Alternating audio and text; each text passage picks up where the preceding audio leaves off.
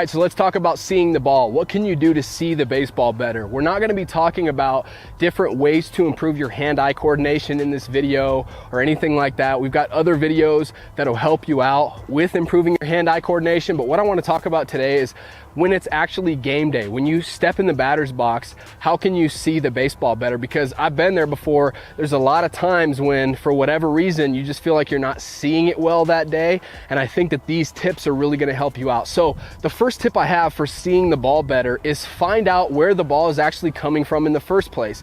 What I mean by that is, and this should happen, before the game, I guess, and during the game when there's pitching changes, but before the game, obviously the starting pitcher doesn't just show up on the mound, 30 seconds before the first pitch and warm up. Obviously they do a pretty elaborate warm up in the bullpen. And so you want to get yourself obviously physically ready to go, ready to perform, but you need to take some time, especially if you can see that opposing pitcher, like if they're in the bullpen down the right field line or whatever. You want to take some time and you want to figure out where is the baseball coming from. That makes it a lot easier to see it, right? So what I mean by that is, where's the pitcher releasing from? Is he a guy that's going to throw the ball, straight over the top like this? That's not super common. Usually most pitchers you're gonna find they're like a 3/4 arm slot, but you might run into a guy that throws the ball sidearm, or even crazier, sometimes you might find a guy that throws submarine. Okay, and so I think that that's the very first component, is you have to figure out where is the ball coming from. And then also when you're watching him in the bullpen and when you're watching him take his pitches before the inning actually starts on the real mound, figure out if there's any sort of tendencies, if you can see things. Sometimes a pitcher might throw, a fastball 3/4 arm slot, but then, with a curveball, they really try to get on top, get over the top of it, and so they're throwing from a different release point. And so these are all things that you need to focus on before the first pitch is ever thrown. Or let's say it's the 4th, 5th inning, or you guys, maybe it's even earlier and you're starting to shell this starting pitcher. Maybe there's another guy that's warming up in the bullpen. That would be a great time to, while he's in the bullpen, recognize, hey, that pitcher might come into the ball game. Maybe I should take a look down there, see what pitches he throws, and more importantly, see where the ball's coming from. So that's the first tip. All right, so the next thing is the focal point method. And what this is right before you step in the batter's box. So you walk up to the plate, maybe you call time really quickly and, rearrange the dirt in the batter's box a little bit, wipe it clean. And then what happens? You look down at your third base coach, right? You get your sign, maybe nothing's on. Then this is where the focal point method comes in. This is going to help you see the ball a lot better. It just takes a matter of seconds. This is not something that's going to take a long period of time, but it's going to make a world of a difference, especially if you've never done this before. So the way it works, you're going to see a lot of big league guys. What they do is they hold the bat out like this and they take a really deep breath. And you notice they're looking at their baseball bat, kind of focusing on that. But what a lot of these guys are doing is they're doing this focal point method. And the way that it works is you get your sign, right? You make sure that there's nothing on, or if there is something on, it doesn't really matter. And then right before you step in the batter's box, you hold your baseball bat out like this. And right now I'm looking at the label, the logo of my bat right here, okay? And so you want to look at that, and then you want to briefly shift your focus from looking at this label to something that's off in the distance. I love to use the right field foul pole for a right-handed hitter. Left-handed hitter, you could use the left field foul pole, right? Because you know that every yard that you're going to play at is going to have a foul pole, right? And so you look at the label of your bat, you quickly glance at the foul pole, and then quickly back to your label as you're taking a deep breath. And I know that I'm talking about it like it's this thing that's going to take a long period of time, but literally it happens in an instant. So you look down at your third base coach, okay, cool, nothing's on. Then you step in the batter's box and you're good to go. But doing that, what we just did is we looked at something off into the distance. We focused on something off in the distance, the foul pole. Then we quickly shifted our focus to something that's right here, right in front of us right now.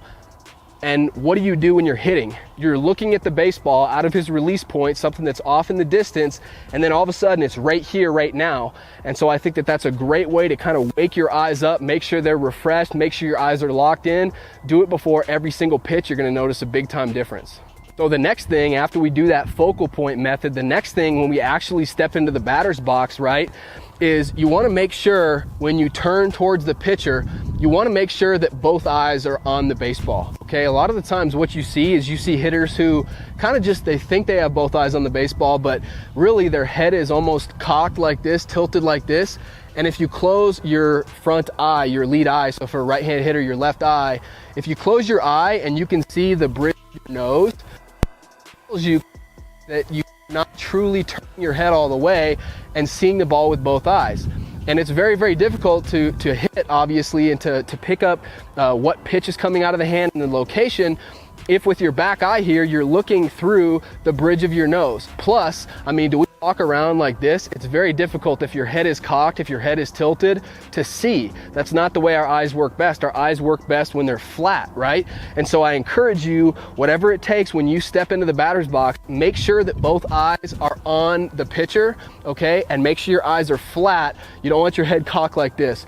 A great way to do it is literally just when you step in the batter's box, okay, whatever you do, tap the outside corner of the plate or whatever, but literally put your hand on your chest here and make sure that your chest is kind of turned, okay? So it's kind of tough to do it in slow motion like that. But when you step in, make sure your chest is turned towards the pitcher and then come back like this. That's gonna make sure that both eyes are on the baseball. If you just come in and your front shoulder stays, you know, completely closed like this and you look up, a lot of the times you're gonna have that head tilt, that head cock that we wanna avoid. The next thing, this one's really big. This will really, really help you out. They say that it's very, very important to watch the baseball, right? And I totally agree, but you want to focus on where the ball's coming from. You want to focus on the release point, the pitcher's window. You want to always focus on that. You don't want to try to follow the baseball as the pitcher's kind of winding up and going through his motion.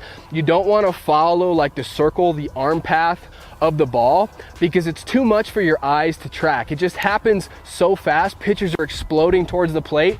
And so if you're trying to like track the ball, like when his hands break and you're trying to follow that whole arm circle, you're not going to see the ball as well as if you just go from having a soft focus, kind of looking out there at the mound to, you know, when he starts his movement towards you, immediately shifting your focus to his release point to where he's going to throw the ball. So apply that. That'll really help you out. Don't try to follow the ball. It's the same as an outfielder or even an infielder for that matter. When you're on defense, you shouldn't follow the ball from the pitcher's hand into the hitting zone and then watch the ball, you know, obviously jump off the bat. It's just too much. Your eyes are dancing all over the place like this. Instead, on defense, you should focus on literally, you know, taking your creep step or whatever and shifting your focus to the hitting zone, and it's much easier to just pick up the ball off the bat like that. So take that same approach, apply it to hitting. And then the very last thing that's really going to help you see the ball better is develop a nice smooth load and really try to focus on minimizing your head movement. A common problem that I see with a lot of hitters, especially hitters who try to get, you know, they don't stay within themselves and they try to get the big leg kick going because they see their favorite hitter on TV doing it. If you have too much motion, you know, either before the pitch is thrown or, you know, too much head movement when you're actually going into your load, I mean, watch how much, I know I'm over exaggerating here, but watch how much my head moves. If it starts here and then my load is this big giant thing and my stride is this big giant thing, my head is moving all over, and guess what else is connected to my head and moving all over? It's my eyes, right? And so you want to develop some sort of a nice, smooth, controlled load where your head really doesn't move a whole lot. I'm telling you, you're going to be able to pick up what pitch is actually coming out of the hand so much easier, as well as the location.